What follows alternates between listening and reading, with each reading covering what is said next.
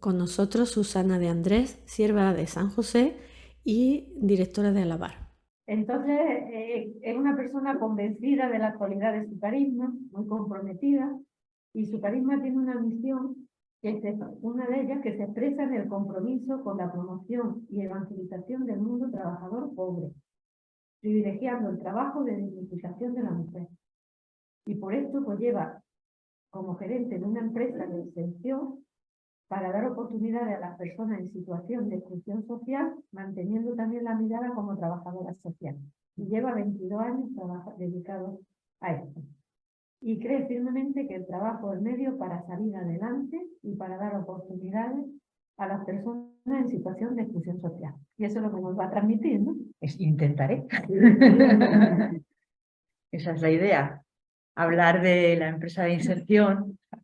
Pues la verdad es que según lo que llevo escuchando toda la mañana aquí, yo creo que la empresa de inserción puede ser uno de las concreciones de todo lo que estamos hablando. Pero bueno, a mí es que es una fórmula que me gusta mucho, ¿no? Nosotras en Alabar, que es el nombre comercial que tenemos, pues buscamos este nombre. Cuando contraté la empresa para buscar un nombre comercial, yo les decía, quiero dos dimensiones. Una que exprese el trabajo que hacemos, que es lavar ropa, porque es una lavandería y una tintorería, y otra que exprese esa dimensión trascendente que creemos que tiene el trabajo. Entonces encontraron el nombre este de Alabar y nos pareció que era un puntazo, ¿no? Mi madre dice que no le gusta porque tiene una falta de ortografía, pero que le va a pasar. Entonces, bueno, para comprender por qué me meto yo en este cacao, pues un poco cómo empieza la congregación, porque aquí lo interesante es que Bonifacia Rodríguez Castro, que es la fundadora de las Siervas de San José, bueno, pues cómo empieza la congregación de Siervas de San José. La fundadora, que es Bonifacia Rodríguez Castro, que es de finales del siglo XIX en Salamanca, ella, la novedad que aporta es que la congregación empieza en su propia casa y en su propio taller. Ella es cordonera, hace cordones y pasamanería, tiene un taller familiar donde trabaja con su madre y ahí empieza la congregación, porque los fines de la congregación van muy ligados al tema del trabajo. Por un lado está el hermanar oración y trabajo, que es parecido, los he puesto tal cual son definidos en el siglo XIX. Por eso un poco el lenguaje es tan antiguo, tan raro, ¿no? Hermanar oración y trabajo, que va en línea de lo del hora en labora, que ya se ha nombrado antes. Preservar del peligro de perderse a las jóvenes que carecen de trabajo, porque en el taller se contrataba a chicas jóvenes y se les enseñaba el oficio y de esa forma salían adelante, ¿no? Y el fomento de la industria cristiana, es decir, qué tipo de taller quiero tener, con qué condiciones, con qué características. Bueno, yo termino la carrera de trabajo social, ya soy sierva de San José y digo, ¿cómo hilar el carisma que tenemos con el trabajo social, ¿no? Y me surgen algunos interrogantes. ¿Es posible mezclar el sistema público, que como trabajadora social yo puedo tener acceso, con el sistema privado, que es una empresa o un taller tal? ¿Se puede unir empresa y trabajo social? ¿Cómo hacer de una empresa un espacio para la inclusión de personas en situación de expulsión? Bueno, pues dándole vueltas a eso, que yo me pensaba que iba a descubrir las Américas, me dijeron, eso ya existe y son las empresas de inserción y ya están formadas. Y dije, bueno, pues qué bien, pues me voy a sumar a este carro. Y entonces empezamos toda una búsqueda de por dónde hacer esto y tal, y logramos constituirnos en una empresa de inserción. Empezamos con el taller, con una lavandería y tintorería, y hasta el año, empezó, bueno, hace 25 años, hemos celebrado los 25 años el año pasado, pero hasta el 2008 no pudimos ser empresa de inserción porque no lográbamos alcanzar la forma jurídica, los mínimos que te piden para ser empresa de inserción. Pero ya lo pudimos ser, ¿no? Os pongo la definición de las empresas de inserción que viene recogida en la Ley 44/2007, que es la ley que hay nacional, estatal, vamos, de empresas de inserción, que fue aprobada por unanimidad en el Parlamento, que ya es raro que todos los grupos políticos se unan, pues ante esta ley así fue, ¿no? Entonces es aquella sociedad mercantil o sociedad cooperativa legalmente constituida que debidamente calificada, tal, tiene su actividad económica o su servicio, o sea, de producción de bienes o servicios, pero el objeto social de la empresa es la integración y la formación sociolaboral de personas en situación de exclusión. Esa es la clave, que el objeto social no es solo la producción de determinado producto o servicio o lo que sea, sino el sacar a estas personas adelante y tratar de que se integren en el trabajo, en el mercado de trabajo normalizado. Esa es la clave de la empresa de inserción, ¿no? Entonces, ¿cómo hacemos esto? Bueno, como os explico, tiene esta parte de actividad empresarial, pues que es una empresa normal y corriente, como cualquier otra empresa, en este caso una lavandería, pero bueno, con sus clientes, sus proveedores, con un producto que hacemos que es lavar ropa, con su plantilla, seguros sociales, impuestos, bueno, pues lo que es todo el funcionamiento de una empresa, que tendría que ser económicamente viable si no contratase a trabajadores de inserción. Ahora explico un poquito más esto, ¿vale? Y a la vez, la actividad social. Es decir, tenemos trabajadores en situación de exclusión y se hace con ellos unos itinerarios de inserción para tratar de que vayan recolocando su vida y saliendo de esa situación de exclusión. Entonces, la clave de la empresa de inserción es que tiene que aglutinar la actividad empresarial y la actividad social. Bueno, esta es una foto de la nave que he puesto aquí para que nos hagamos un poco idea de dónde estamos ahora, que es un espacio bastante amplio. Y aquí pongo una foto que es muy simbólica y que a mí me gusta explicarla mucho, como las dificultades o las reglas de juego que tenemos en una empresa de inserción. Estamos monísimas trabajando en la lavadora. Bueno, me gusta poner esta foto del Circo del Sol porque se trata de tener todo en movimiento y todo en equilibrio. O sea, tiene que funcionar la empresa, tiene que funcionar el proyecto social, tiene que estar equilibrado, no se te puede ir de un lado, no se te puede ir del otro. Pero claro, esto teóricamente es muy fácil, pero te viene una avalancha de ropa y a ver qué haces con el proyecto social. O te falta gente y no llegas a tal. O te vienen unos problemas sociales tremendos de algún trabajador que le ha ocurrido cualquier barbaridad y qué haces con la empresa.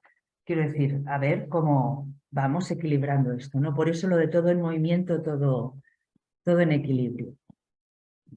Entonces hay que tener un equilibrio entre la rentabilidad social y la económica.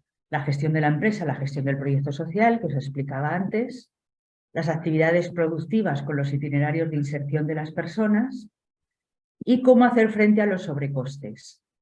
Claro, os decía yo, la empresa tiene que ser económicamente viable si no tuviera los trabajadores de inserción. Si se contratan trabajadores de inserción y el equipo de trabajo que requiere la empresa de inserción, entonces esa empresa como tal va a tener unos sobrecostes que le va a ser difícil ser económicamente viable por sí misma. Que son, tienes unos trabajadores que no saben el oficio, que no tienen hábitos laborales, la baja productividad que tienes, serían unas personas que habitualmente tú no contratarías en una empresa.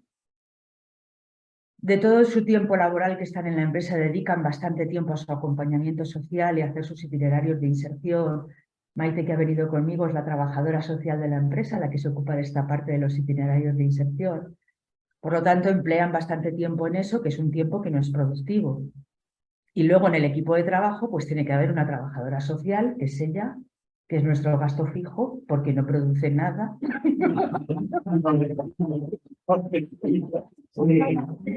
Entonces, ni lava, ni plancha, ni nada, que yo no. Pero es la que se ocupa de todo, de toda esta dimensión social de la empresa, ¿no? El tiempo de duración del proceso de los trabajadores es de 6 meses a 3 años, un mínimo de 6 meses y un máximo de 3 años. Si acaban el proceso antes, que con alguno nos ha ocurrido, pues antes saltan al mercado laboral normal, y si no, pues continúan con nosotros hasta los 3 años. Y luego, una vez que están en el mercado laboral, que han encontrado otro trabajo y tal, se les hace un acompañamiento de 6 meses para ver si se van desenvolviendo bien, cómo lo van haciendo y tal, ¿no? Y el equipo de trabajo, que es lo que os decía, pues tiene que tener 3 figuras fundamentales. Una que es la gestión de la empresa, que en este caso lo llevo yo, que soy la gerente, otro gasto fijo. El técnico de inserción o trabajadora social, que es Maite, y la técnico de producción o maestra de taller, que nosotros tenemos 3 para los distintos turnos. Bueno, tenemos turno de mañana, de tarde y uno suplente por si nos falla una de las otras encargadas, ¿no? Así es como estamos constituidos. Y esto, pues como os decía, es un sobrecoste para una empresa normal, ¿no? Las fases del itinerario, pues hay un primer momento de acceso donde se selecciona a la persona y aquí procuramos tener dos criterios a la hora de seleccionar a la persona. Uno de los criterios es a quién le hace más falta de estas personas que le estamos haciendo la entrevista o que nos han llegado los currículums y tal. A ver a quién le hace más falta, pero que siempre tenga unos mínimos que vaya a poder sostener el puesto de trabajo. Es decir, hay situaciones de exclusión tan duras que no pueden pasar de esa situación a un trabajo en una empresa por muchas facilidades que dé la empresa. Por ejemplo, una persona sin hogar, que está viviendo en la calle, de repente no le puedes meter a un horario de 8 horas, a fichar, pues no. Entonces, una persona con toxicomanías fuertes, una persona, o sea, es muy difícil hacer ese tránsito, ¿no? Pero con ya personas que han ido solucionando bastantes cosas de su vida y están ya, que les falta justo el tema del trabajo para terminar de salir de ahí, pues ahí vamos, ¿no? Entonces el criterio que utilizamos es a quién le hace más falta de estas personas que estamos viendo, pero que pueda sostener el puesto de trabajo para no abocarles a otra frustración mayor, otra frustración más, ¿no? Luego el proyecto personal, bueno, las 3 partes en las que se divide ya estando en la empresa, que es la fase de acogida donde la persona se va situando y conociendo la empresa y cómo se funciona en una empresa de inserción y aprendiendo pues, un poquito de hábitos laborales, algo del oficio, tal. El proyecto personal, que es lo que lleva más tiempo, donde se trabaja áreas básicas de situaciones en las, o sea, cómo están algunos componentes de su vida para que haya terminado en esta situación de exclusión. Y eso se va haciendo, por ejemplo, si tiene vivienda, temas de salud, si tiene papeles, cuando es inmigrante, y bueno, pues todo ese tipo de cosas, ¿no? A la vez va adquiriendo hábitos laborales y a la vez trabaja competencias profesionales, donde ya aprende el oficio y se va especializando y tal, ¿no? Lo he explicado bien porque ya es su parte, ¿eh? Y los últimos meses, los últimos 6 meses, se dedica a la búsqueda activa de empleo ya para pasar al mercado laboral normal. Y luego el tiempo de seguimiento en el empleo. Bueno, pues esto es lo que os decía, que dura entre 6 meses y 3 años y vamos haciendo contratos de 6 meses. Porque trabajamos un tipo de contrato que es el contrato de inserción, se llama así, que es una figura jurídica que permite esta temporalidad, aunque hayamos tenido ahora la reforma laboral que ya no permite la temporalidad de los contratos, en este sí se permite por las cualidades pedagógicas que tiene este contrato. Es decir, cada 6 meses hacemos una evaluación a la persona y vamos viendo si es posible, si no. Ellos se tienen que espabilar, no pueden entrar en un sitio a hacer un contrato de 3 años porque se duermen en los laureles hasta terminar los 3 años. O sea, bueno, es más toda esta función educativa pedagógica la que posibilita eso y nos permite irnos a 3 años de contrato sin tener la obligación de hacerle fijo, que esa es otra característica importante de este contrato. Bueno, ¿qué necesitamos en una empresa de inserción? Pues de la administración pública, las subvenciones para los sobrecostes. No está subvencionada la actividad empresarial, sino los sobrecostes. Baja productividad, bueno, lo que os explicaba antes, ¿no? Los sobrecostes de la empresa. Y luego necesitamos de la administración pública que contrate a las empresas de inserción y que es un poco la cuadratura del círculo. Es decir, estoy ayudando a esta empresa para que saque a estas personas adelante. Si además contrato sus productos o sus servicios, pues mira, muchísimo mejor, ¿no? Esto se va consiguiendo. Ha salido la ley de contratos reservados para empresas de inserción, que ha sido todo un puntazo. Y del sector privado, pues que nos contratéis nuestros servicios. Tenemos una lavandería. ¿Vale? Y que contratéis a nuestros trabajadores, a las personas que están trabajando con nosotros en ese momento de salir al mercado laboral, pues bueno, ver si es posible, ¿no? ¿Dónde estáis? ¿En Madrid? Estamos en Getafe, en un área industrial, en un área empresarial de Getafe, por donde está el centro comercial Nasica. No sé si os suena, lo conocéis o no, pues al ladito, ahí estamos, ¿no? Y sobre todo necesitamos trabajo, porque el trabajo es nuestra herramienta fundamental para perdonadme que repita la palabra, para trabajar con estas personas, ¿no? Para luchar contra la exclusión social a través de puesto real de trabajo, ¿no? Y esta parte que he preparado de qué significa darle trabajo a una empresa de inserción me la habéis pisado ya a lo largo de toda la mañana. Entonces me quedan 6 minutos y lo voy a contar en 2. A ver qué más me invento para cubrir los 20 minutos. Bueno, pues darle trabajo a una empresa de inserción significa proporcionarle la herramienta fundamental para sacar a estas personas adelante, pero ahora todas estas características que han ido saliendo ya a lo largo de la mañana, pensarlo en una persona que venga de una situación de exclusión o de vulnerabilidad. Porque lo podemos pensar para nosotros, qué aporta el trabajo a nosotros, pero vamos a pensarlo para una persona que llega a nuestra empresa de inserción porque viene de esta situación de exclusión, ¿no? Este aspecto yo creo que es el único que no ha salido de los que voy a contar, que es cómo el trabajo nos aporta identidad personal. Es muy bonito, en el lenguaje castellano utilizamos el verbo ser para definir quiénes somos, pero para definir la profesión que tenemos. De manera que yo digo, yo soy Susana, soy trabajadora social, soy. No hago trabajo social, que también lo puedo decir. Soy la gerente, soy la bandera, soy tintorera para nuestra gente, ¿no?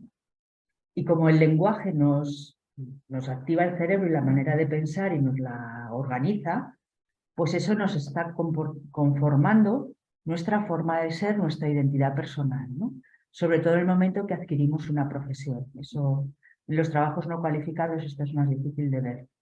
Pero en el momento que hay una profesión por medio, pues yo creo que esto es muy bonito.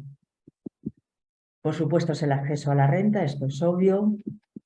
Es el espacio de relaciones interpersonales que tenemos por excelencia, ¿verdad? Si estamos 8 o 9 horas trabajando, ¿con quién te relacionas más? Pues con todos los compañeros de trabajo, con toda la gente de tu empresa, ¿no?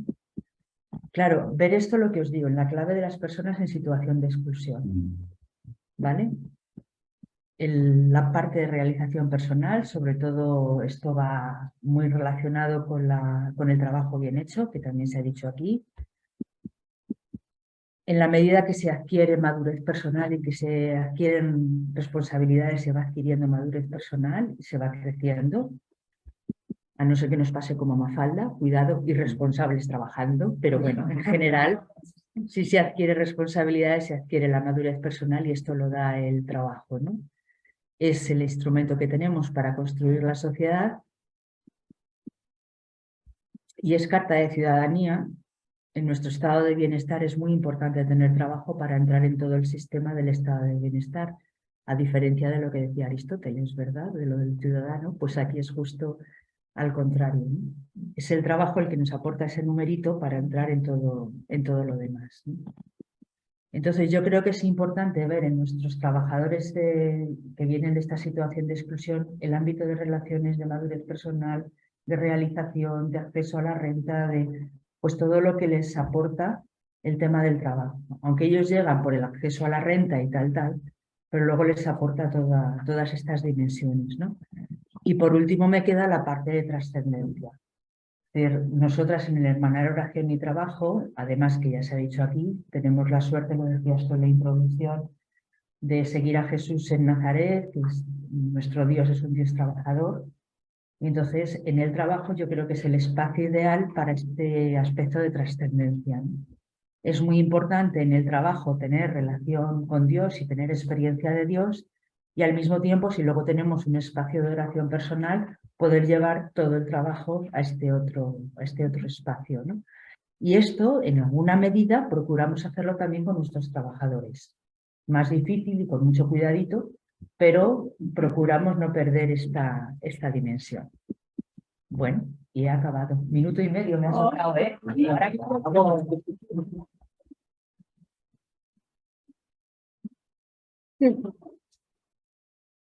A lo mejor le podría hacer una pregunta. hay 1,5 minutos para responder. Sí, yo hago una. Sí. Es que No poder contratarte más de 3 años, ¿no? Sí. Y no te da pena, pues, si tú encuentras trabajo, bien, y si no, ¿qué haces con esa? ¿No te da una pena terrible? Sí, da, cuesta mucho. Y ¿No habéis buscado una forma de dar trabajo a eso? Mira, hay... por ejemplo, que también no se pagan impuestos y tal. Ya, es más difícil, porque además yo creo que la clave es que les tienes que preparar de verdad para que se integren en el mercado laboral normal, ¿no? Y sean ciudadanos con todas las de la ley, no mantenerles en un reducto protegido. Hay empresas de inserción que se llaman finalistas y otras de tránsito. La nuestra es de tránsito. Finalistas son muy poquitas. Existen muy poquitas empresas así porque no tienen este límite de 3 años, sino que se quedan con las personas eternamente, ¿no? Pero a mí me parece que eso es crear retos, reductos, o sea, yo creo que es mejor que la gente ruede y se incorpore a la sociedad y funcione con normalidad. Con muchísimos lo conseguimos. Nosotras el año pasado celebramos los 25 años y hicimos una mini estadística y nosotros tenemos un 42 o 44% de inserción laboral, que es muchísimo. Es decir, que una política activa de empleo se mueve en torno al 12, 15%. Nosotros estamos... Sí, sí. Entonces, en ese sentido es mucho. Claro, tú lo dices fríamente, ni siquiera la mitad, pues ni siquiera la mitad.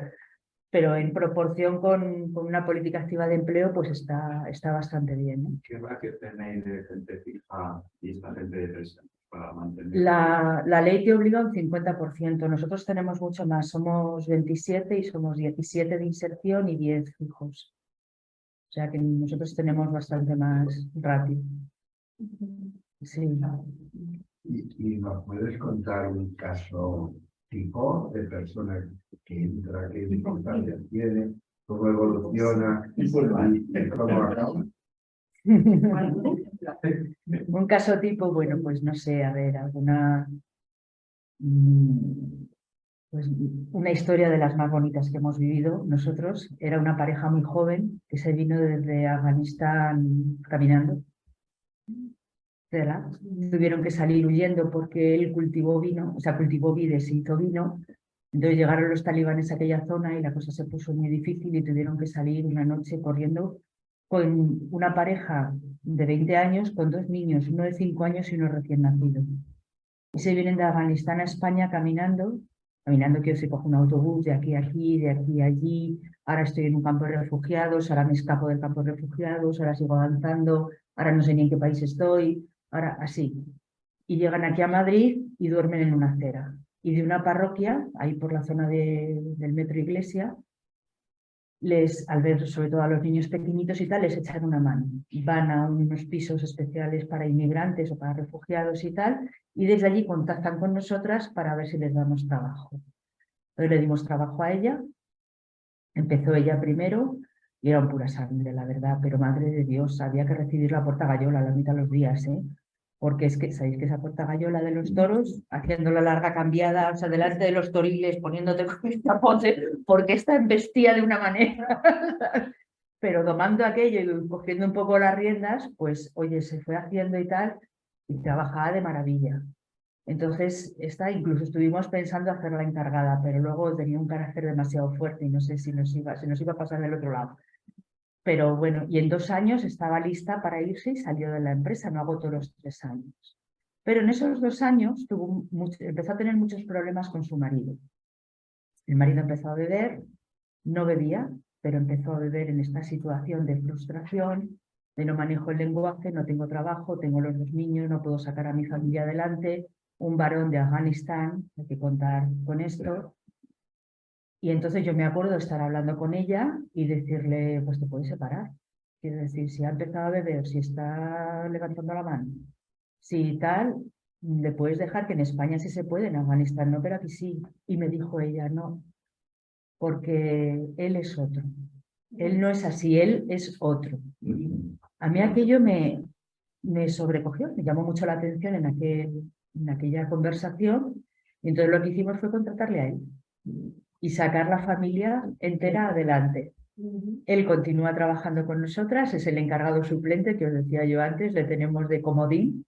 Si falla uno de los otros encargados, le ponemos a él, y ella voló de la empresa y está trabajando en otras cosas. No sé si este ejemplo...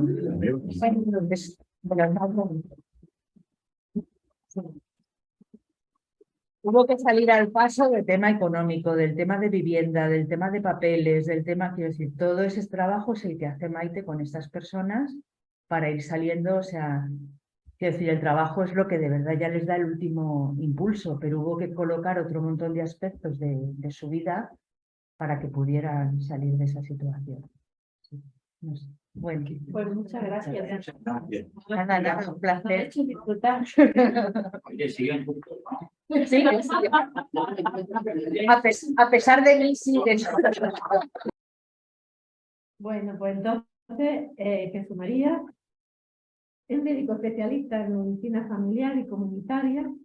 Ha sido presidente de la Sociedad Valenciana de Medicina Familiar y Comunitaria y jefe de estudio de la Unidad Docente Multidisciplinar de Atención Familiar y Comunitaria de Valencia. Eres comunitario, totalmente. Totalmente. En la Consellería de Sanidad. Es presidente de la Comisión de Cooperación Internacional y Acción Social Sanitaria del Ilustre Colegio Oficial de Médicos de Valencia y miembro electo de la Junta Personal del Departamento de Salud del Hospital del Dr. Teser de Valencia y vicesecretario general del Sindicato Médico de la Comunidad de Valencia, con lo cual ahora mismo tenía un trabajo. Estamos el lunes en huelga, o sea que... Que ha hecho después de venir aquí para hablar de todo con nosotros. Bueno, pues muchas gracias. Yo creo que lo que me llevo de aquí, lo más importante es lo que he escuchado antes. Voy a intentar aportar mi granito de arena y voy a intentar hablar de lo que es la profesión médica. Voy a decir médica, pero puede ser cualquier profesional de la sanidad, ¿eh?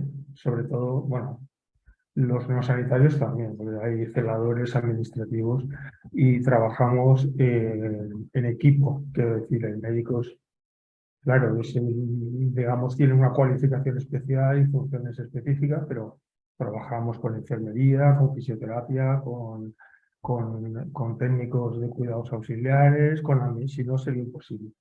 Es decir, que un cirujano no opera si el celador no lo lleva a la cama, sino tiene una enfermera instrumentista. Pero bueno, voy a decir la palabra médico fundamentalmente por deformación profesional, pero me refiero a todo el colectivo sanitario y yo creo que lo que voy a decir es extrapolable totalmente a todos, ¿no? Gracias por invitarnos, por invitarme a esta charla donde yo ya me voy muy aprendido de muchas cosas. Bueno, pues vamos a hacer un poco de historia, porque el rol social del médico, pues digamos, se integran como dos funciones, la de sanador y la de profesional, ¿no? Lo de sanar o curar se remonta ya desde la Grecia helénica, el juramento de Hipócrates, que luego hablaremos, y las profesiones, nuestra profesión se origina realmente gremialmente, como tantas profesiones. Quiero decir que me refiero antes de instituir las facultades de medicina y hacer un aprendizaje reglado, pero se hacía pues como se hacen, el que quería ser herrero pues se ponía de aprendiz, ¿no? Por un sistema gremial, y luego os contaré que en los colegios de médicos todavía mantenemos cosas gremiales que luego comentaremos, ¿no? Como la ayuda social a los colegiados o como la formación, como todo esto, ¿no? Bueno, pues un poco estaba muy separado, estaba muy claro que el don, como que teníamos un don divino de sanación, sobre todo en la antigüedad, ¿no? Que se remonta pues a los inicios de la historia, ¿no? Realmente los médicos venimos de los antiguos barberos, que quitaban muelas y que hacían pequeñas intervenciones, ¿no? O sea que primero, digamos, nació la cirugía, que eran los barberos, y luego nació la medicina. Es una cosa curiosa, ¿eh? Bueno, pues digamos que es el don de Dios, ¿no? Como en la Capilla Sixtina, ¿no? Que en todas las culturas el médico ha sido pues un eje central de la sociedad y al que tenemos una situación privilegiada en cuanto a conocer la intimidad de las personas. Somos de los pocos profesionales que accedemos a la intimidad, tanto en lo psicológico como en lo físico, hoy tenemos que hacer exploración, pero también en todos los problemas, sentimientos, circunstancias que tienen nuestros pacientes. Aquí se ve una foto de Eneas, ¿no? Que es herido y curado.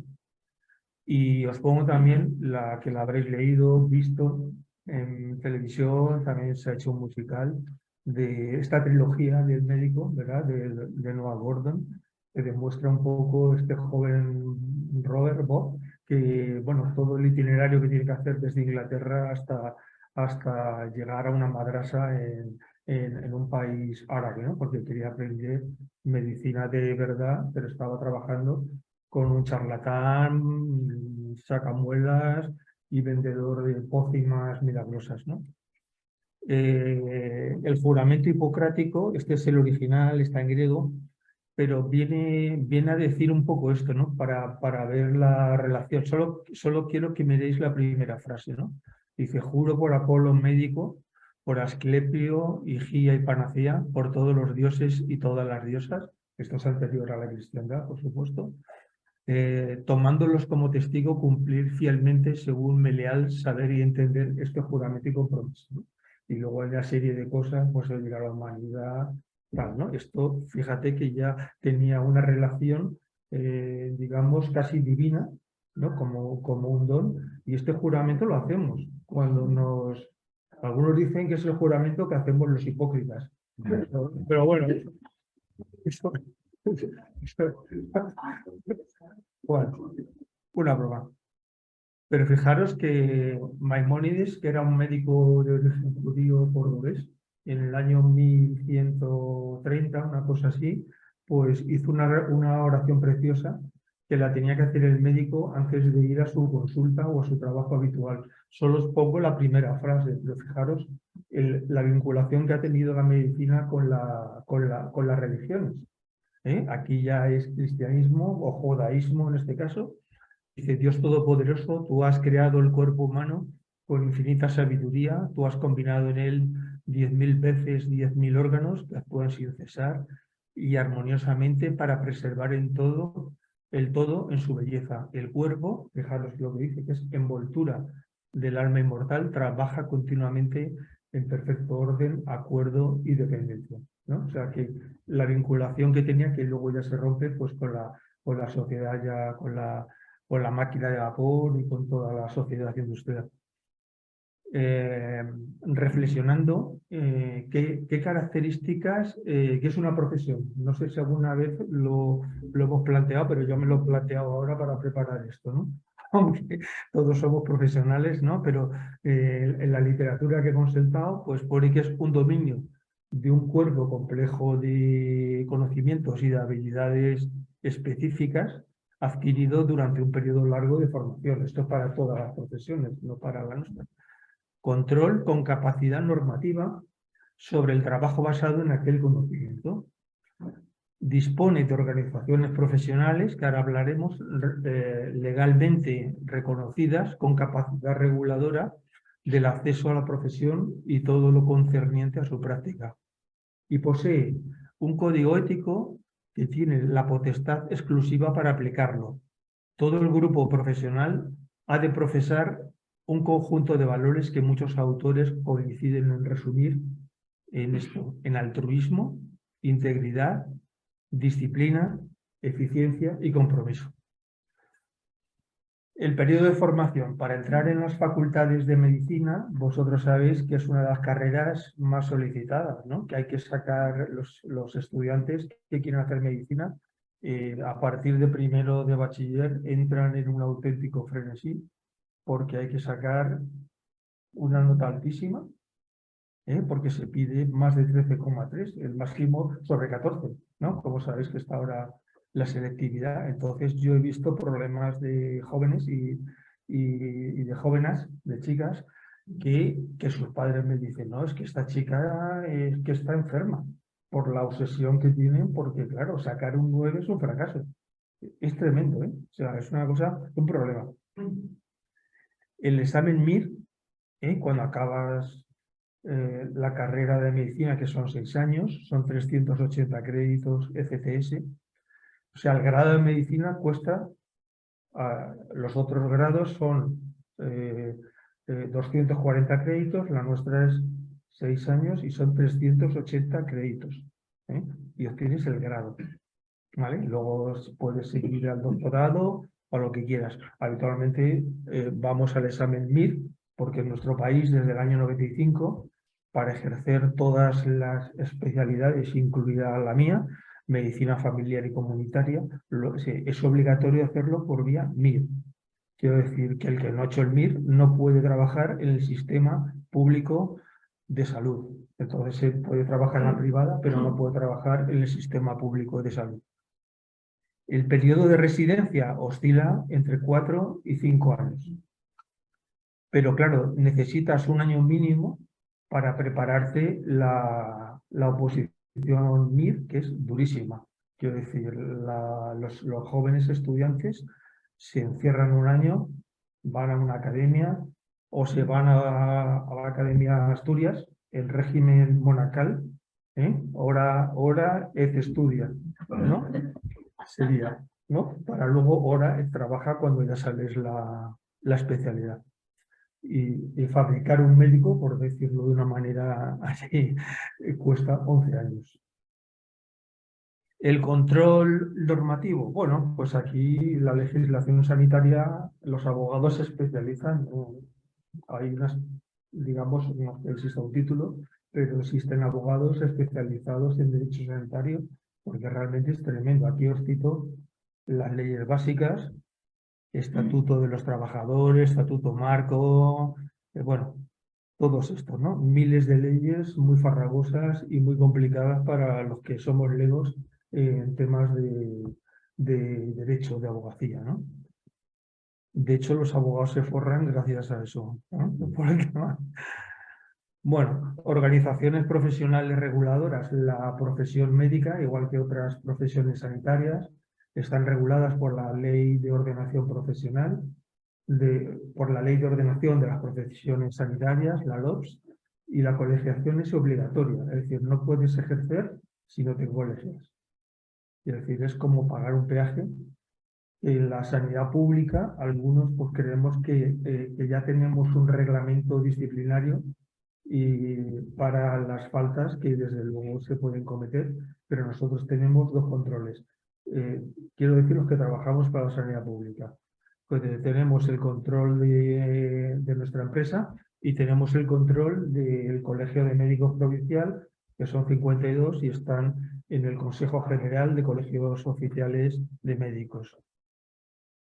Y luego tenemos un código ético, que esto no es un tema legal, es un código que nos autodamos, que nos autoadministramos nosotros, y los colegios de médicos tienen potestad sancionadora sobre faltas de todo tipo, y donde se habla sobre todo de la entrega al ciudadano. Voy a ver si voy bien de tiempo, ¿voy bien o no? ¿O voy mal? Te quedan bien. Vale, perfecto. Vale, pues este código, el último es de 2011 y este año en mayo pues saldrá en los medios de comunicación porque se va a hacer la nueva edición, la del 23. Hemos trabajado todos los colegios de médicos en la elaboración de este código y se incluyen, claro, pues sobre todo el tema de la utilización por parte de los profesionales, de los facultativos de las redes sociales y bueno, toda la revolución tecnológica que sabemos que está ahí, ¿no? Que es donde también, pues, donde se regulan temas de competencia desleal, bueno, todas estas historias, ¿no? Y luego la medicina siempre se ha dicho desde la antigüedad que es una ciencia y un arte, ¿no? Y que hay que tener vocación. Es una quizá de las profesiones, bueno, todas son vocacionales, pero la nuestra, yo cuando hablo con mis compañeros del bachiller, pues digamos, pues todos son gerentes de empresas o son directores de bancos y están muy bien situados, ¿no? A lo mejor con un esfuerzo similar o incluso inferior al que nosotros hemos hecho, ¿no? Pero claro, no es lo principal, no es el tener una situación social importante, sino la vocación médica, ¿no? El don de humanidad y de abnegación, y lo hemos demostrado recientemente, como sabéis, con la crisis de la pandemia por el COVID. Luego, sensibilidad y discreción, porque conocemos muchas cosas y tenemos que tener mucha sensibilidad con los pacientes que a veces nos hacen consultas inapropiadas, pues tenemos que tener sensibilidad también y mucha capacidad de empatía. El talento artístico, ¿no? Decía Marañón, que luego lo tengo ahí, que el médico que solo sabe medicina, ni medicina sabe. O sea, tener también una inquietud intelectual. Y dice, si quieres iniciar los estudios de medicina con probabilidades de llegar a ser un facultativo idóneo, hay que poseer 3 condiciones: la vocación, la actitud y la preparación. Se hizo una encuesta sobre 200 estudiantes que iban a iniciar y se les preguntó a estos estudiantes próximos a iniciar sus estudios de medicina cuál era, digamos, por qué elegían esta profesión, ¿no? Y esto es lo que salió: comprender, el prestigio de saber, el prestigio social, aliviar a los que sufren, atracción por el dinero. O sea que hay una serie de valores que son más, digamos, más altruistas y otros que son pues menos altruistas, ¿no? Sí. Exactamente, ¿no? Pero bueno, es lo que salió, ¿no? Y la necesidad, bueno, todo esto tampoco tiene... ¿Qué intereses también, resumiendo un poco, tienen los que ya están en las facultades de medicina? Pues intereses humanitarios, fundamentalmente, deseo de cuidar, curar, de dedicarse a servir a los demás, interés científico por la biología, que es la madre, es la medicina, no es una ciencia pura, es una ciencia aplicada, y la biología, la física, las matemáticas, digamos, las utilizamos para, digamos, para nuestro trabajo científico como profesionales, ¿no? Los médicos tenemos como 3 obligaciones, que es la asistencial, la primera, la docente, o sea, el intercambio de conocimiento a los nuevos profesionales, estudiantes, residentes, y la investigadora, sería la tercera. Y el tercer interés sería la posición socioeconómica, el interés por la económico, la posición social, búsqueda de prestigio y deseo de seguridad. ¿Qué valores tiene la profesión médica desde mi punto de vista? Pues yo he puesto, esto es cosecha mía, después de leer cosas. La humildad, yo creo que es la primera, y ahora veréis por qué. La paciencia, la entrega a los pacientes, la humanidad, la responsabilidad y el amor por la ciencia. Empezamos con la humildad.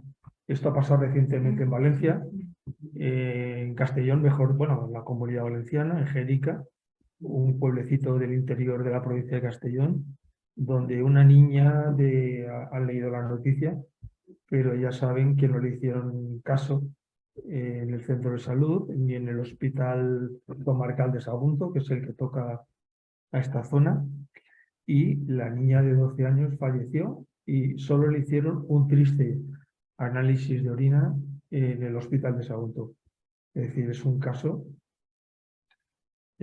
sangrante, porque de hecho la apendicitis es un indicador de muerte evitable y que define, es uno de los indicadores que define, igual que la tasa de vacunaciones, que define la calidad de un servicio de salud. Es uno de los indicadores que utiliza la OMS para clasificar, y estos son muertes evitables, y esta es una muerte evitable, ¿no? Pero fijaros que, bueno, que el molt honorable presidente de la Generalitat, el señor Puig, admite fallos en la muerte de una niña por peritonitis y la oposición pide depurar responsabilidad, ¿no? Esto ha tenido una trascendencia mediática y, por supuesto, política. Y es evidente que cuando una persona joven muere, alguna cosa reconoce el presidente, no hemos hecho bien. O sea que no solo es el médico el que tiene, el profesional, que tiene la responsabilidad, sino también la organización del trabajo. Porque claro, si en el centro de salud estás viendo 120 urgencias en un día, y si en el hospital hay camas por los pasillos, 40.000 pacientes por aquí, están trabajando estos profesionales en unas condiciones de estrés que no son culpa del profesional, sino de la empresa, en este caso la administración pública, ¿no?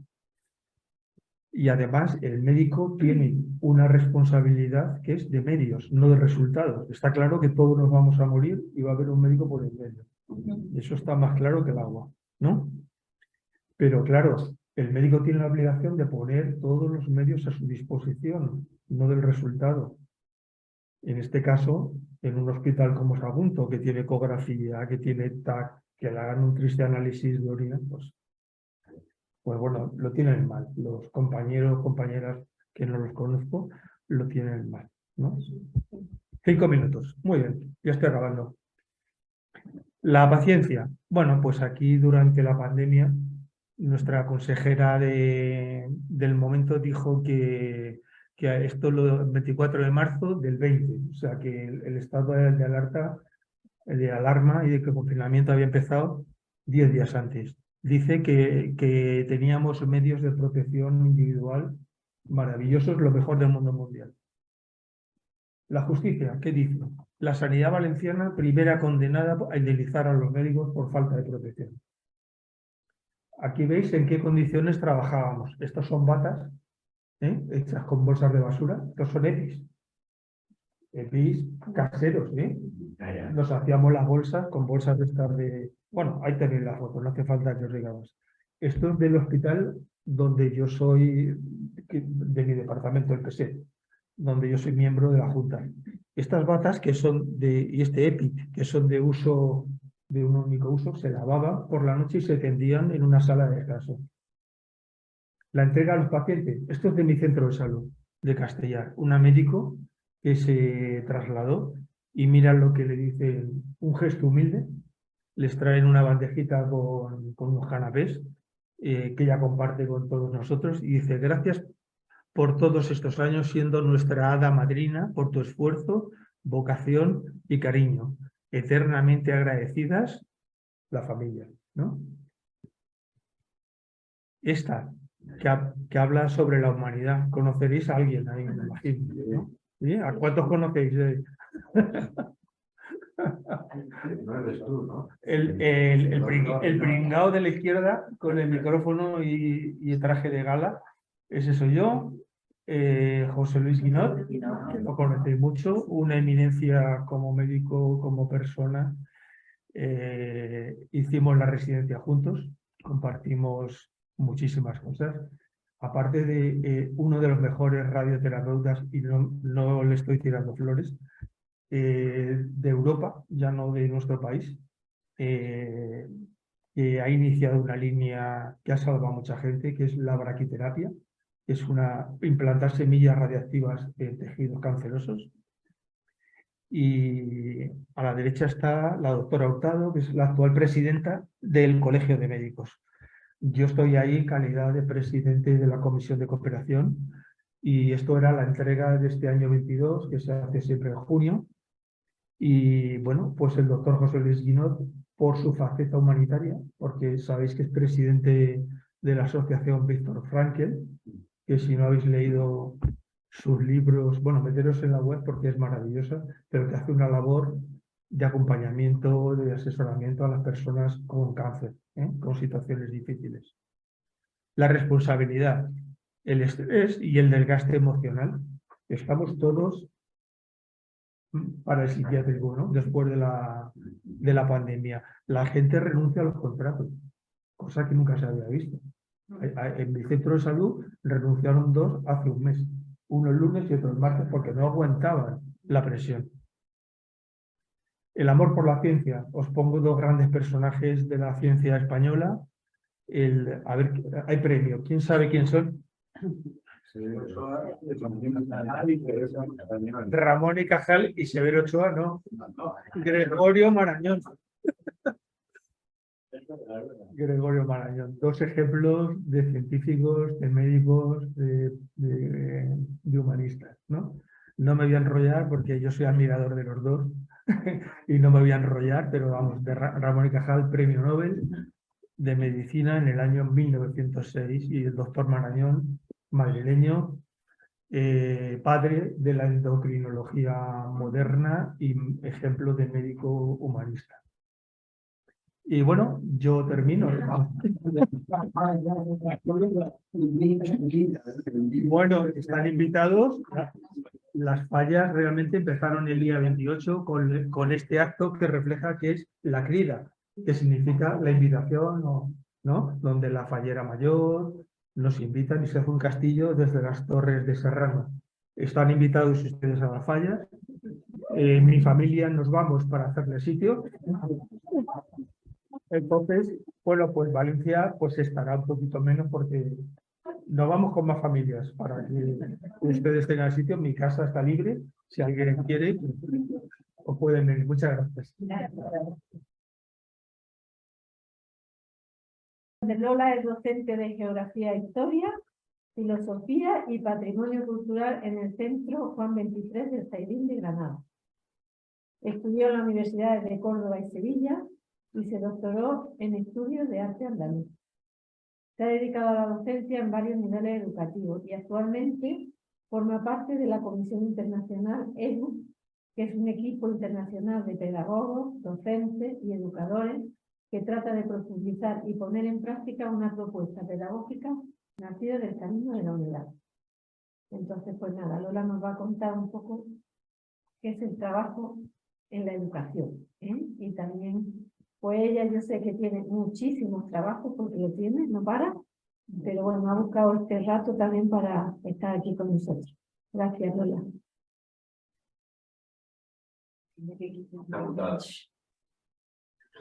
Hola, buenas tardes. Y las gracias son de mi parte a vosotros por invitarme a participar en esta jornada, que me resultó atractiva desde el primer momento porque para mí ha significado hacer una reflexión desde otra perspectiva de mi trabajo educativo, ¿no?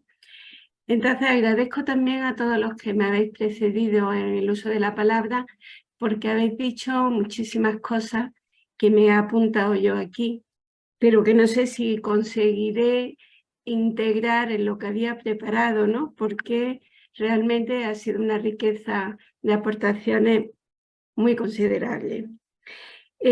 También deciros que en cierto modo me siento como impreparada para afrontar este tema, ¿no? Que habéis propuesto, porque creo que yo no conozco en profundidad este aspecto laboral de la profesión, pero quizá un poco puedo aportar en la segunda parte del sentido del trabajo educativo. Quizá la experiencia me hace poder decir algunas cosas, ¿no? También porque veo en la sala gente del mundo de la educación, trabajadores de este sector, y entonces estoy completamente convencida de que ellos podrían aportar pues, muchas más perspectivas de las que yo ahora intento contar. Entonces comienzo, porque yo he dicho, ¿cómo empiezo yo a hablar de este mundo laboral de la educación, ¿no? Entonces me he ido a una publicación que el Ministerio hace, un anuario estadístico anual, y he cogido algunos gráficos, no con la intención de comentarlos, analizarlos, que creo que eso nos llevaría primero a la necesidad de una mayor profundización y de mucho mayor tiempo, ¿no? Pero al menos para daros una visión de lo que comporta el sector educativo en el aspecto económico. Entonces aquí veis que es la previsión del alumnado que ha habido en los dos últimos cursos, y veis cómo prácticamente se han mantenido bastantes iguales, y donde los sectores donde la educación incide de más son en las partes de la educación infantil y la educación primaria, ¿no?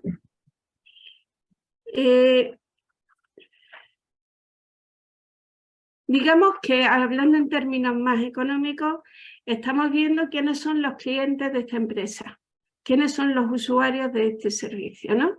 Y ahí podéis ver un poco el retrato por niveles de quiénes son los beneficiarios. Como veis, es importante tener en cuenta que en España la educación es obligatoria hasta los 16 años. Por eso, entre infantil, primaria y la ESO prácticamente se lleva la mayoría del porcentaje de alumnos. Y ha habido poca evolución entre un curso y otro. Donde se aprecia una mayor bajada, son en los niveles inferiores, primaria, infantil, y esto se debe a la crisis de natalidad. En este segundo gráfico me ha parecido importante, porque ya anuncia otro punto que después trataré, que es el porcentaje que corresponde a la enseñanza pública y a la enseñanza privada. Enseñanza privada que comprende el sector concertado y el privado, estrictamente hablando, ¿no? Y aquí veis que prácticamente lo privado ocupa una cuarta parte, un 25% aproximadamente, respecto a la pública, exceptuando el País Vasco, que es un dato que me ha llamado la atención, donde casi están parejos, en torno al 50% cada uno, ¿no? Esto llevaría a hacer un análisis sociológico y esto me lleva a afirmar ya una primera característica del trabajo educativo y es su connotación con muchísimas otras disciplinas. La educación, el mundo educativo es un mundo transversal. Entonces, tendríamos que hablar de sociología, de psicología, tendríamos que hablar de política, porque la política tiene una incidencia directa sobre el mundo educativo, etc. Aquí viene la inversión, cómo se gasta el dinero en educación. En este primer gráfico veis cómo hasta los 16 años, los dos bloques que conlleva esta edad, digamos que es lo que más infantil, primaria, eso, bachillerato, es lo que más requiere inversión, mientras que la educación universitaria tiene una notable diferencia con el resto.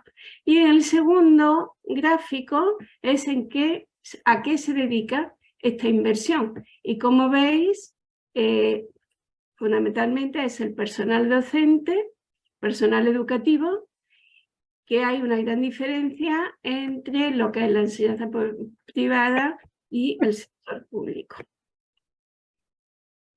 Este sería el último gráfico que os quiero ofrecer para analizar un poco quién es el sujeto del trabajo educativo, es decir, los docentes, cómo se dividen. Ahí veis las distintas categorías profesionales y su incardinación al sector público o al sector privado. Un total de 550.000 profesores en la pública, 200.000 en la concertada y privada. Y aquí lo que viene en evidencia que yo quería señalar no era tanto estos porcentajes, sino la subdivisión en categorías, que laboralmente supone también la subdivisión en condiciones laborales de dedicación, de sueldo, etc. Esto nos lleva a afirmar que la educación como trabajo es una realidad poliédrica. ¿Por qué? Porque hay como 4 factores a mí que me parecen importantes señalar. La enseñanza como un servicio público, porque el derecho a la educación es uno de los derechos humanos que está asociado al estado de bienestar y que tendría que extenderse a toda la población, como recurso subsidiario para ayudar a garantizar este derecho a todos los niños. Subrayo el todos porque esto quizá en el mundo desarrollado, digamos, se ha alcanzado de una forma más satisfactoria, pero hay otra parte del mundo donde esto no se da. Después la enseñanza como empresa, porque en algunas ocasiones funciona como una auténtica empresa.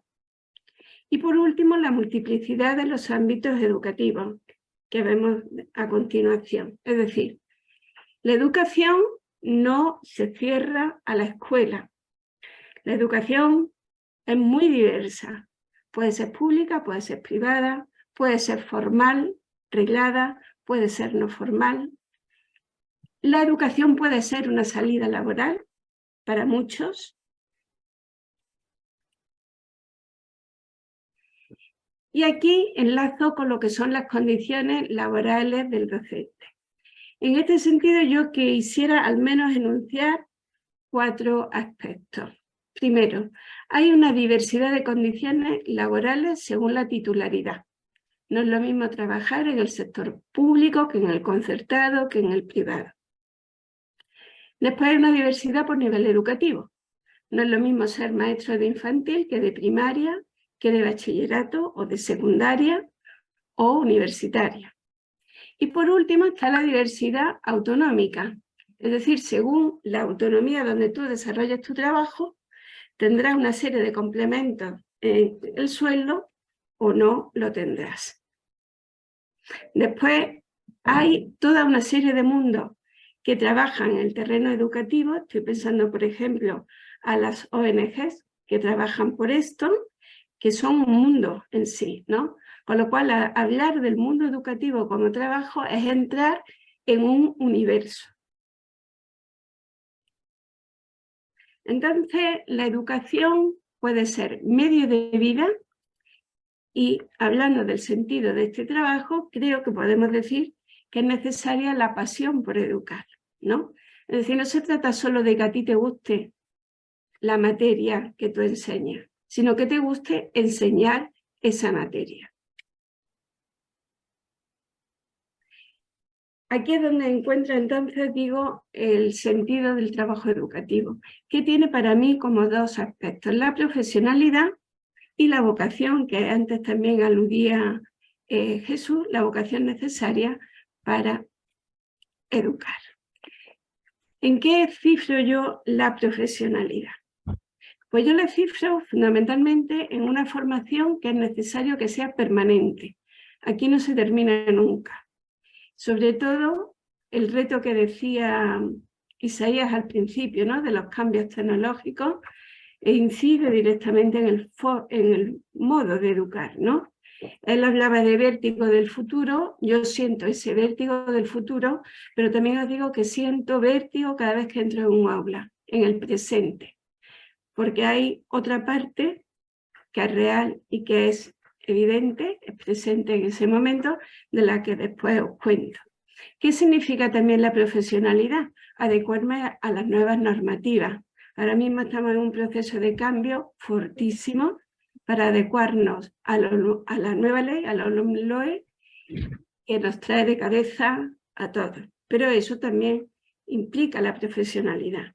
O implica la profesionalidad preparar bien una clase, aunque la hayas repetido por años, o evaluar correctamente un examen, o el proceso de aprendizaje de un alumno. Respecto a la pasión-vocación, lo primero que quiero decir es que educar no es solo instruir, es una parte, la transmisión de conocimiento. Pero para mí la educación va más allá, es más, ¿no? Por un año tú tienes una responsabilidad sobre los alumnos que ese año te tocan. Yo en concreto este año tengo 190 alumnos. 190 alumnos a los que conozco por su nombre, a los que conozco por su situación y a los que conozco por su desarrollo del aprendizaje, ¿no? Y esta responsabilidad me hace como aumentar el sentido de cada hora de clase que doy.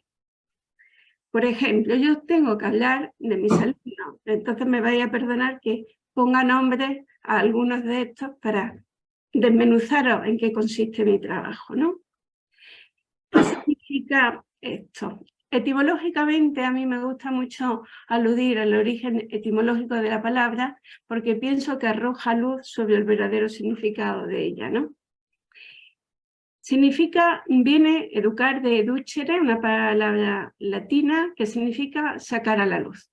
Esto significa para mí que yo tengo que creer en la potencialidad de cada alumno para sacar de él lo que ya tiene y que a lo mejor no sabe. Es el caso de Paquillo, un alumno con dislexia y con necesidades educativas especiales, al que por determinadas circunstancias hemos tenido que pasar del aula de apoyo al aula de referencia. Con una madre hiperprotectora, este niño prácticamente se ha bloqueado y no era capaz ni siquiera de leer en voz alta. Entonces, ¿qué ha sido poner en práctica este educere? acompañarle a él y sobre todo a la madre para crear un espacio de confianza donde él se considerara capaz, aparte de sus limitaciones, que esas son objetivas, a poder sacar adelante la asignatura como todos sus compañeros. Ha sido una alegría que en el primer examen que hemos hecho en estas nuevas condiciones ha sacado un 8,5. Ya os podéis imaginar la alegría de Paquillo y sobre todo de su madre. Entonces, esto nos lleva al siguiente punto, y es que en el trabajo educativo el centro lo constituye la persona. Pero no se trata de un esfuerzo de reflexión, sino que es que tú tienes a la persona delante. Tú no puedes prescindir del sujeto de este aprendizaje. Entonces, el trabajo educativo, el eje, no es el docente, sino es el alumno. Y esto cambia la perspectiva. Tú eres un mediador, ¿no? Entonces, esta labor de mediador se convierte en algo muy delicado, porque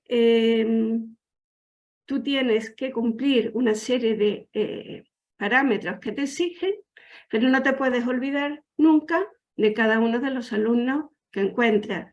De ahí el vértigo al que yo me refería. Cuando yo a las 8 el lunes entro en primero C de la ESO, yo tengo a 30 alumnos. Entonces, para mí cada alumno es único, pero cada uno es de su padre, de su madre, tiene un ambiente, tiene unas capacidades y tú tienes que sacar de cada uno lo mejor, ¿no? Esto es una historia de éxito y muchas veces de fracaso. Entonces, la pasión, vocación por el educar, lo que te ayuda a ir adelante, ¿no? Se habla de la humanización del trabajo. Yo diría que el educar realmente te determina a ese humanismo. Entonces, como os decía, el eje, el centro, no es tanto el docente cuanto el alumno. Y esto nos lleva a un nuevo tema que es la relación educativa. La relación educativa, que también es un elemento determinante que da sentido a nuestro trabajo y que además, ¿cómo diría yo? Es, digamos, la novedad que pienso que podemos aportar a este trabajo educativo. Pero ahora después me refiero a ello. Perdonad.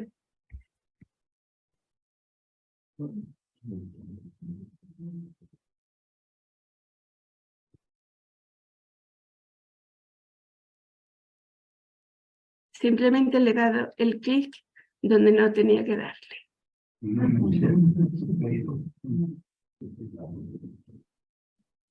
A ver si conseguimos.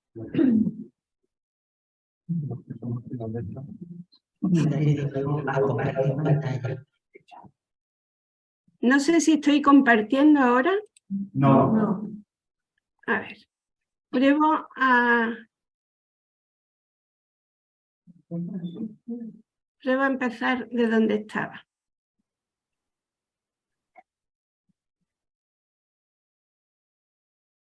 ¿Sí? Sí. Bueno, no está la presentación, está el esquema de diapositivas, pero por no perder el tiempo, ¿no? Entonces, estaba diciendo esto de la educación no solo como instrucción, ¿no? Aquí es muy importante que el educador está educando todo el tiempo, no solo cuando está explicando un contenido, sino que el educador transmite un modo de vida. Y para este modo de vida son fundamentales los valores que tú vives. Y aunque penséis que no, los alumnos perciben la coherencia en lo que tú haces o no, ¿no? Yo me llevé una sorpresa por una cuestión como muy de trámite, que yo suelo corregir con inmediatez los exámenes, ¿no? Entonces se hace el examen y a lo mejor a los 2 días ya tienen su nota. En una ocasión no pudo ser por una cosa y entonces les expliqué el por qué no había sido así. Y el comentario que me hicieron los alumnos me sorprendió porque aparentemente no tenía nada que ver, ¿no? Me dijeron, es verdad lo que dices, porque tú sueles hacer lo que nos dices en clase, ¿no? Entonces, parece que no, pero tú vas dejando una huella según la coherencia que tú tienes en tu modo de estar en clase. ¿Cuál es el sentido último de este trabajo? Formar para la vida, ¿no?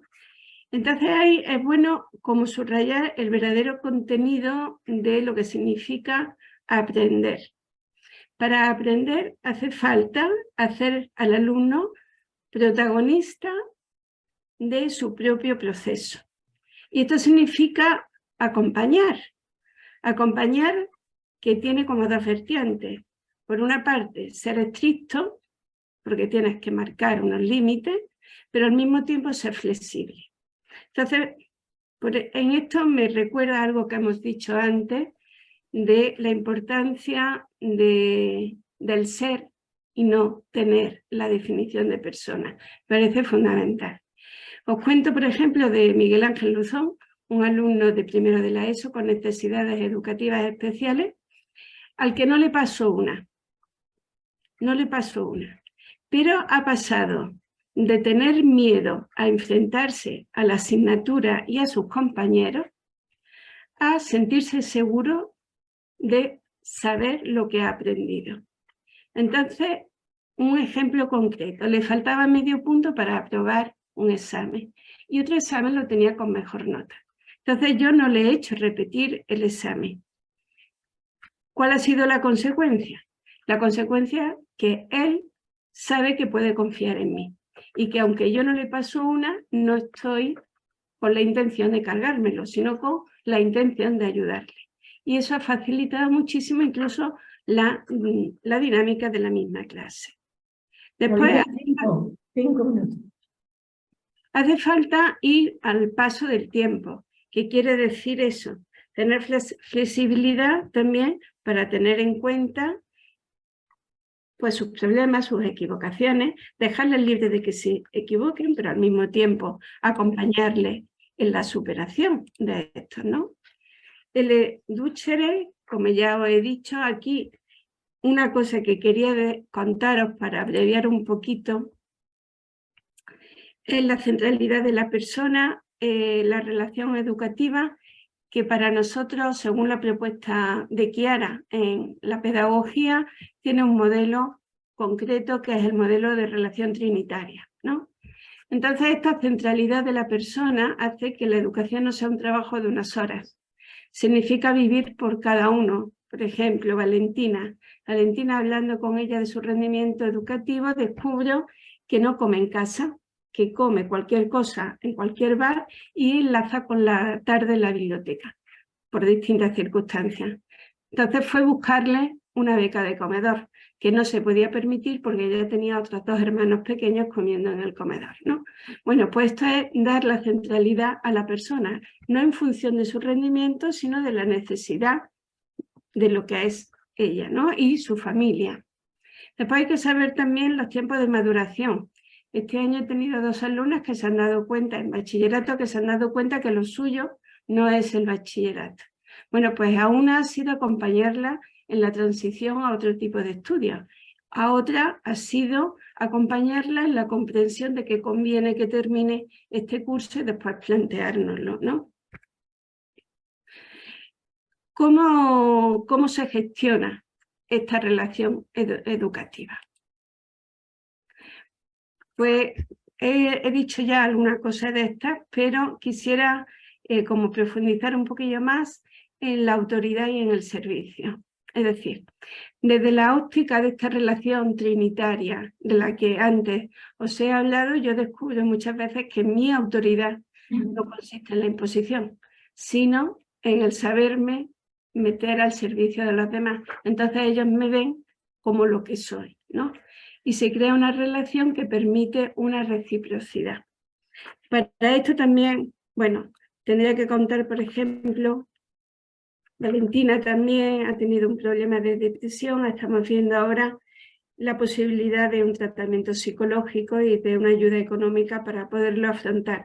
Pero ella no hubiera aceptado de mí esta propuesta si antes no me hubiera visto como la maestra, la autoridad, sino como una persona que la está acompañando y se preocupa por ella, ¿no?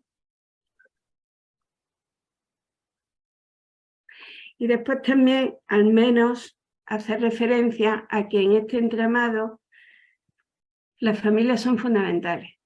y que, por ejemplo, este año en la primera evaluación yo he hecho 56 tutorías presenciales, online, tengo 20 alumnos.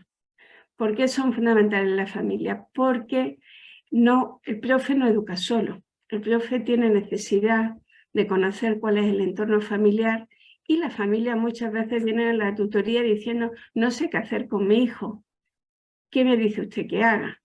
Entonces la educación va más allá del alumno en sí, sino que comprende un poco todo su entorno, ¿no? La importancia del acompañamiento. Reflejos sociales, muchísimos, porque la escuela no es algo aislado, sino que se injerta en un barrio. Y no solamente se injerta en un barrio, sino que tú tienes que abrir la mente de tus alumnos a una realidad que va fuera de su entorno inmediato. En el contexto de la globalización, eso pareciera poder ser algo descontado. No es así. Nuestros alumnos están muy cerrados en su realidad más inmediata. Les falta una empatía por el resto del mundo, por decirlo de alguna manera. Entonces, el trabajo de abrirles a las necesidades del barrio y trabajar como escuela en el barrio, a las necesidades del mundo y hacerlos partícipes y protagonistas de proyectos que llegan a la otra punta del planeta.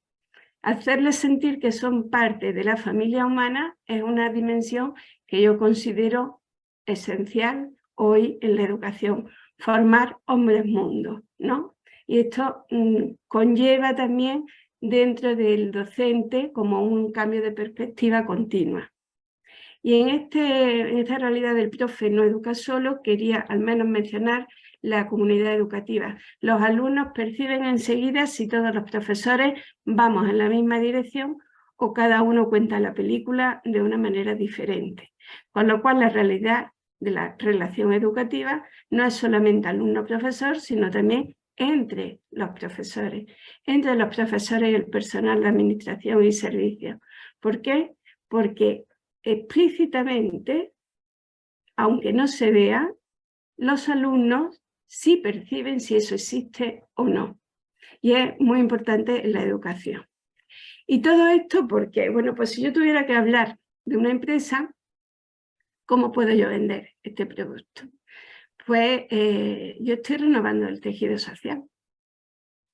Yo estoy formando hombres y mujeres capaces de dar respuesta a un mundo nuevo que ni siquiera conocemos. Y yo estoy favoreciendo el camino de realización personal de estos 190, en mi medida, obviamente, ¿no?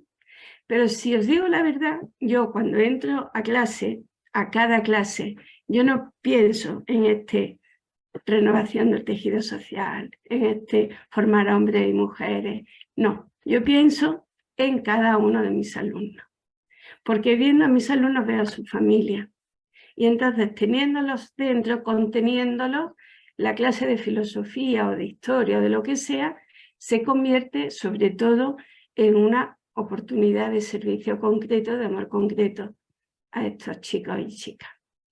Y con esto habría terminado. Gracias. Pero yo quería hacer un resumen realmente de que una mañana espléndida, me parece, ¿no? En el que nos hemos conocido y hemos compartido cosas juntos, ¿no? Me parece que hemos quedado con ganas de poder compartir más, ¿no? En algunos momentos, porque se ha quedado corta, ¿no? Yo me voy con el deseo de que este trabajo con sentido sea una realidad que nos llevamos cada uno allá donde vayamos, ¿no? Y que seamos capaces de transmitir este amor al otro, que en el fondo es la clave de nuestra vida, me parece, ¿no?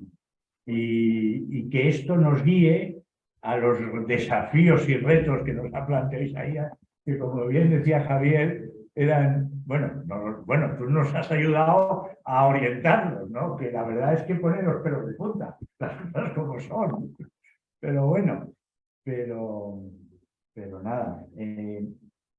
Yo me gustaba como final que todos hemos hablado muchas veces entremezclados, ¿verdad? Es decir, todos hacemos esta experiencia profunda, humana, de vivir por el otro, allá donde estamos, ¿no? Unos sanitarios que se lanzan con los equipos EPIs, o Lola con esta necesidad de compartir con el otro, o Susana y Maite haciendo este itinerario social. Yo ahora lo estaba pensando, cuando oía hablar a Lola, digo, ¿cuántas cosas tienen que ver con lo que habéis dicho antes de la relación personal, ¿no? Y a mí me gustaría que sigamos viendo. No sé cómo, pero porque tenemos cosas en común y tenemos que dar esta imagen a la sociedad conjunta que necesita para resolver estos desafíos, ¿no? No sé si la economía de Francisco es el sitio adecuado o dónde, ¿no? Pero me parece que esto es importante, ¿no? Que nos sigamos. Luego hay muchos ámbitos, este es uno, hay otros. Yo creo que, bueno, no sé si... Sí, avanti.